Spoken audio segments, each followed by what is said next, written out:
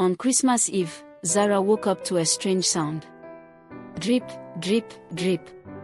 It was soft but steady, like water falling from a tap. She sat up in bed, her heart thumping. Where was it coming from? The moonlight streamed into the room, lighting up the corner where the family's Christmas tree stood. Its ornaments glittered in the faint light. But Zara's eyes narrowed when she saw something unusual. There was a puddle forming beneath the tree. Zara got out of bed and walked closer. At first, she thought it was water. But when she touched it, it was sticky. Sap. The tree was dripping sap, thick and golden, like tears running down its trunk. Zara's stomach turned. "Trees don't cry," she whispered, but she couldn't take her eyes off it. The sound grew louder, and for a moment, she thought she heard something else mix with it. A faint, sad whisper. But then it stopped. Zara ran back to bed, pulled the covers over her head, and stayed awake until morning. The next day, Zara felt uneasy as she came downstairs. Her little brother, Kofi, was already in the living room. "Zara," he shouted. "Come look. The ornaments are gone." Zara's heart sank. She rushed over to the tree. The colorful ornaments that had hung on the branches just the night before were nowhere to be found. The star at the top was missing too. What happened to them? Zara asked. Who would steal ornaments? Kofi asked, scratching his head. Their parents came in, and everyone searched the house. The decorations were nowhere to be found. Zara didn't say anything about what she had seen or heard the night before. She didn't want them to think she was imagining things. That night, Zara decided to stay awake and watch the tree. She hid under a blanket on the couch, keeping her eyes fixed on it. Kofi joined her, though he didn't believe anything strange was going on. At midnight, the dripping sound started again. Drip, drip, drip. Zara nudged Kofi. "Do you hear that?" "Yeah," he said, frowning. "What is that?" Before Zara could answer, the whispers began. They were faint at first, but then the words became clear.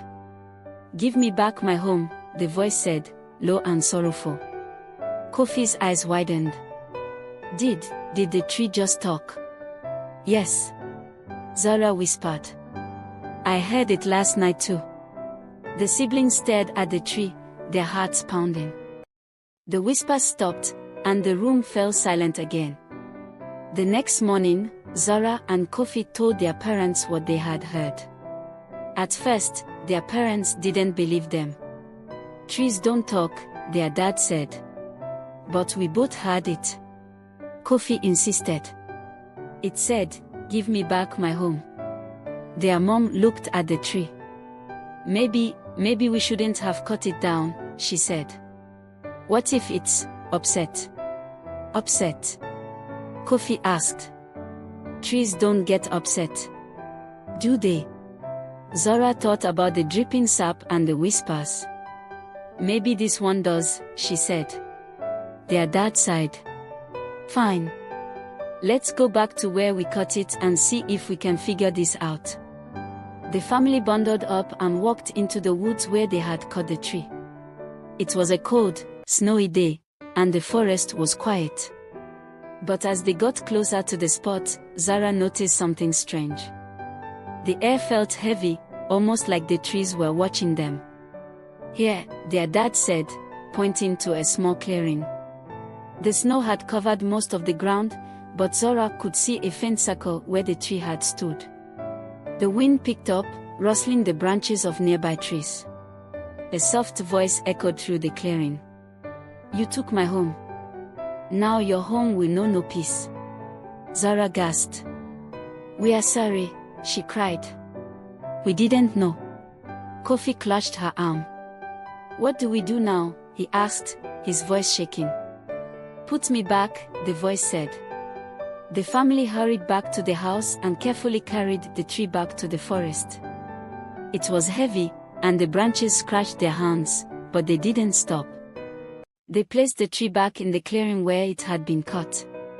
As soon as they set it down, something amazing happened. The golden sap stopped dripping. The branches seemed to lift, as if the tree was breathing again. A soft light glowed around it, and the sorrowful voice whispered, "Thank you." The family stood in silence, watching the tree. The heavy feeling in the air was gone, replaced by a sense of peace. When they returned home, they found a surprise waiting for them. A small, potted tree stood in the living room, decorated with tiny ornaments and lights. "Where did this come from?" Kofi asked. "I don't know," their mom said, smiling. "But I think it's a sign. From now on, we'll celebrate Christmas in a way that doesn't hurt anything." That Christmas was the happiest the family had ever had. They learned that even trees have a place in the world, and they never cut one down again. And in the forest, the crying tree stood tall, its branches reaching for the sky, glowing softly every Christmas Eve.